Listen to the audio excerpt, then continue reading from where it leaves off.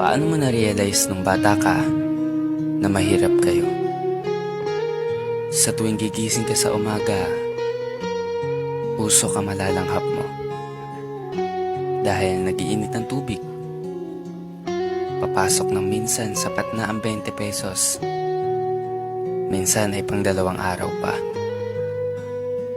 Kakain kayo na ang tanging ulam, toyo na may mantika. Minsan asin. Kapag sinaswerte, sapat na ang tuyo pang ulam. Minsan, ligasa ang gamit para maging liwanag habang nag-aaral. Makikinood sa kapitbahay para malibang. Pero pagsasarahan naman ng pinto at pintana. Ngunit kahit ganon, lumalaban pa rin. Nagsusumikap para maabot ang pangarap.